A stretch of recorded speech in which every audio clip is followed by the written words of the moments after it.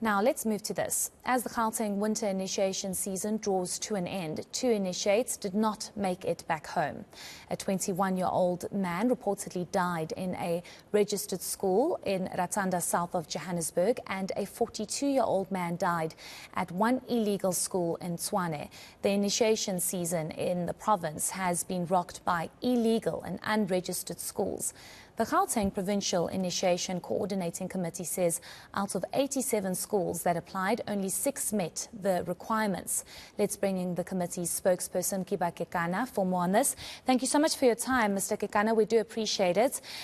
There's always panic when it comes to initiation season because of these illegal and bogus schools. You have an incident now, or 2 incidents where 2 people did not make it back. Maybe just tell us about the initiation period in Gauteng and how it's been going.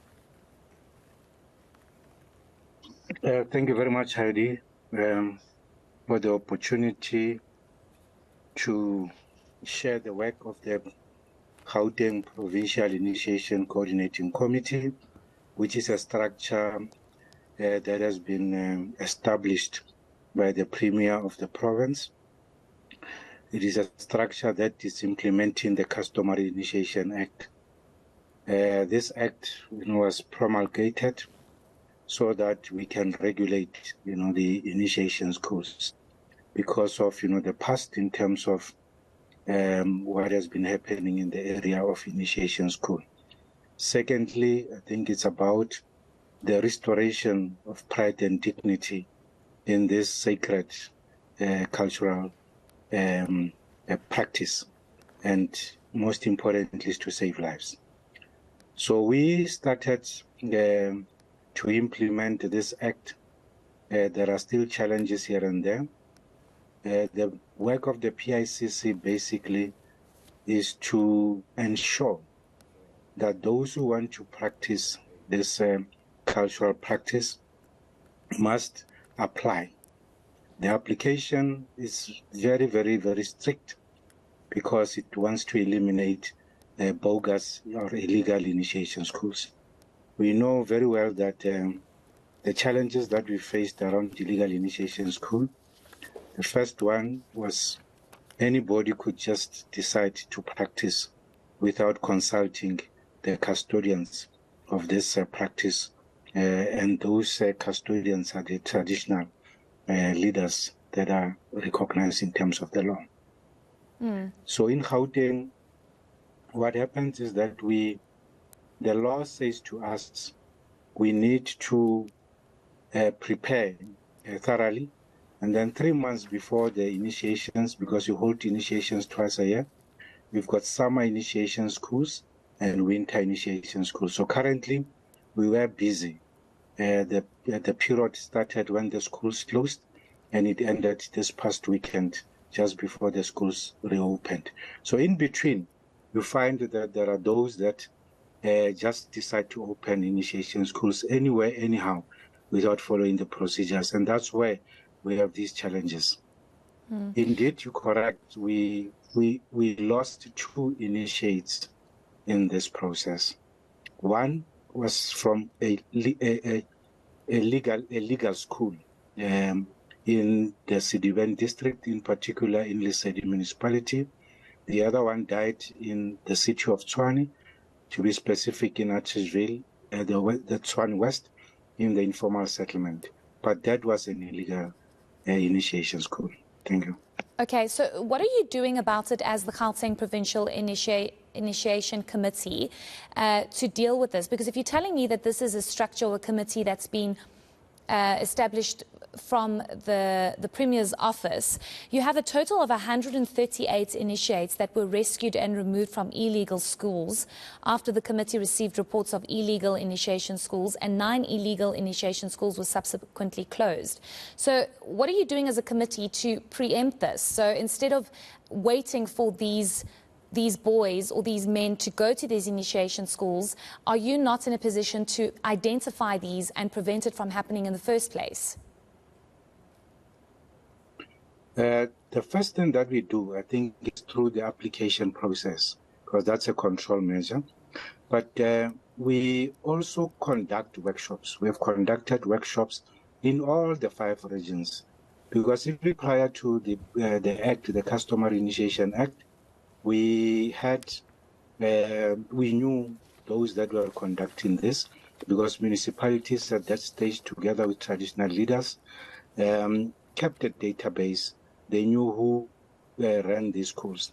So now we're just trying to make sure that these schools are run in terms of the law. So we conduct workshops and education and awareness. We have done these workshops in all the 5 provinces. But over and above that, we have a monitoring task team, a provincial task team, that is a creation and supported mainly through the Gauteng Department of the Cooperative Governance and Traditional Affairs. They put resources. So that is part of what we do. So we are proactive. We've got this monitoring team. Then we've got community members. We also have parents who would report that their kids were abducted, and they will point as to where exactly these initiation schools are taken. So there is that a link between us and the communities.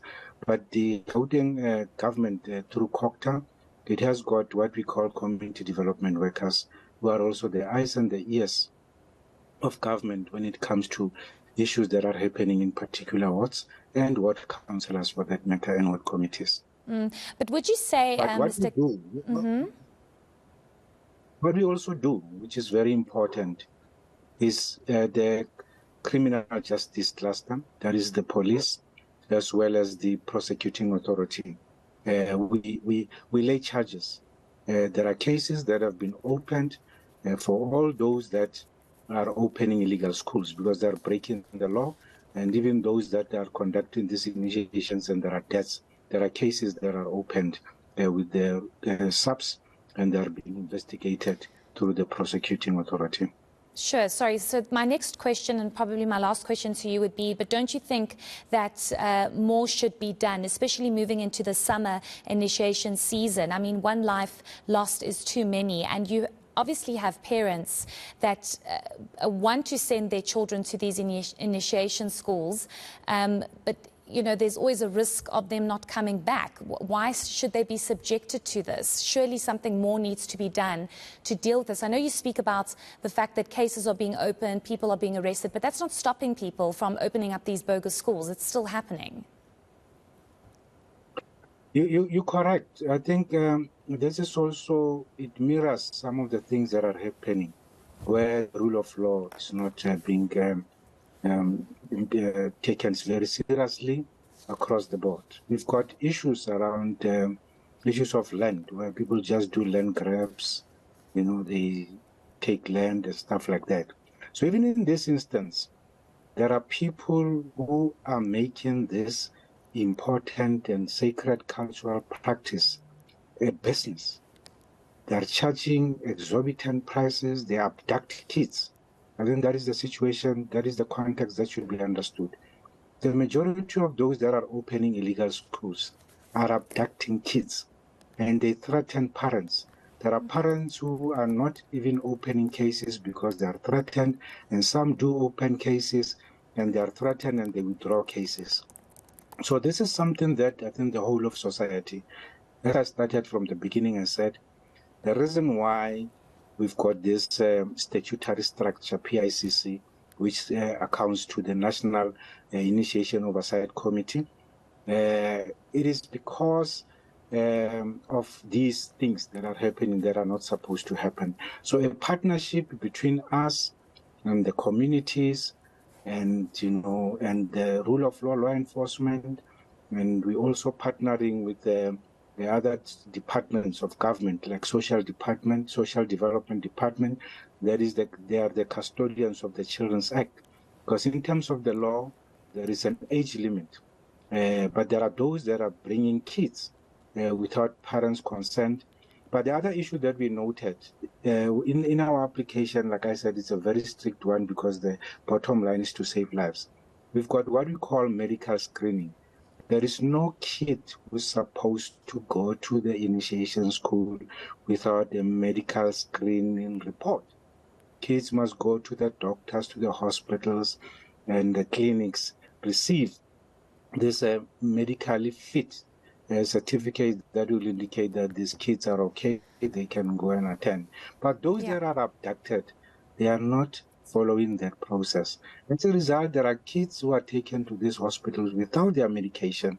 And there are those, I mean, the case in point in Archisville, where an initiate died, I think it's a 42-year-old, who was actually abducted from the information that we received, that is with the police, abducted when he was intoxicated, was I think so around the 16th of June, and he passed on the 17th, between the 17th of June, his body was discovered around the 28th. So this person was intoxicated, abducted. Just imagine when a person is abducted, the kind of complications that will arise. So we are saying, I think this interview also will help, because we are now preparing for the winter season, which will start publishing a notice around September, because you have to do that 3 months before time. This will also help parents. They must know, we will continue to do public awareness campaigns, that there are certain things that must happen for them to take a kid to a school. They must contact the province. There's a website of the province of Gauteng, Department of Cooperative Governance and Traditional Affairs, the PICC, the ward councillors will give them information, the CTWs and the municipalities themselves, because these notices are there, so that they know. It's like every January we've got a problem of parents taking kids to unregistered, academic institutions. Yeah. We're also experiencing more or less the same. Yeah, okay. Yeah. Thank you so much for your insights and just clarifying certain issues for us. And we do hope that for the summer season, for the summer initiation season, there aren't any fatalities, because it's rather tragic.